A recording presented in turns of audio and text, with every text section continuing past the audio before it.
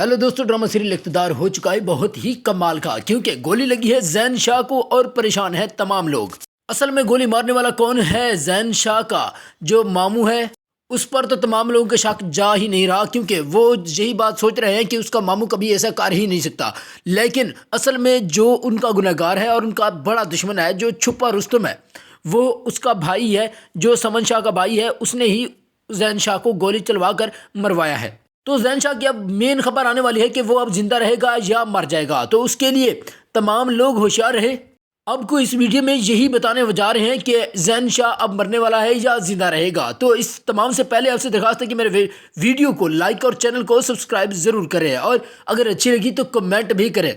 जब शाहनवाज को ये पता चलता है कि ज़ैन शाह को गोली लगी है, तो वो तो बेचारा जल्दी से ही हॉस्पिटल पहुँचता है और वहाँ पर उसकी ट्रीटमेंट के लिए तैयारी करता है। और बहुत से दूसरे सियासतदान भी हैं जिनको ये मालूम हो चुका कि ज़ैन शाह को गोली लगी है, शायद हम पर भी इल्ज़ाम आ सकता है, क्योंकि उनका एक ऐसा सियासतदान जिसने शाहनवाज की मां को धमकी दी थी कि मैं कुछ भी कर सकता हूं। शाहनवाज की मां का ध्यान ज़्यादा से ज़्यादा उसी पर ही होता है, लेकिन इधर से अमल और उसका ख़ानदान इनका दुश्मन होता है, और इनको मारने में सबसे बड़ा हाथ अमल और उसके ख़ानदान का होता है, जो कि पीठ में झुर्रा घोंप कर दोबारा शाहनवाज की माँ को मिलने आते हैं और उससे ये कहते हैं कि हम आपकी परेशानी में बराबर के शरीक है। लेकिन इसी दौरान जो समन शाह का भाई है, वो ये बात उसे रिपीट करके बताता भी है कि तुमने सियासत में अब हिस्सा नहीं लेना, अगर तुम बाहर जाओगी तो तुम्हारी जान को खतरा है और तुम्हारे बच्चों की जान को भी खतरा है। तो इसी दौरान उसकी जो बीवी है उसे चुप करा देती है और कहती है कि तुम किस तरह की बातें कर रहे हो, वो अभी अभी अपनी बहुत बड़ी परेशानी से गुजर रहे हैं। इधर से समन शाह अपने बेटे की खैर आफियत के लिए और उसे बचाने के लिए बड़े बड़े न्यूरो सर्जन यहाँ पे लाकर खड़े कर देती है, जो कि उसके इलाज में मसरूफ़ रहते हैं और बार बार उसे अपडेट करते रहते हैं कि ज़ैन शाह की अब तबीयत कैसी है।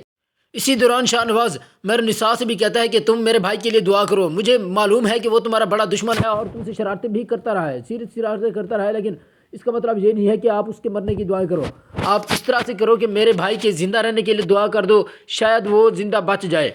मेहरुनिसा और उसके घर वाले भी उसके गम में बराबर के शरीक रहते हैं। मेहरुनिसा की बहन को धोखा तो मिला होता है, लेकिन वो कहती है कि मोहब्बत तो मैंने की है, इसलिए वो उसके जीने की दुआएं करती है और अल्लाह से दुआ करती है कि ज़ैन शाह जिंदा बच जाए।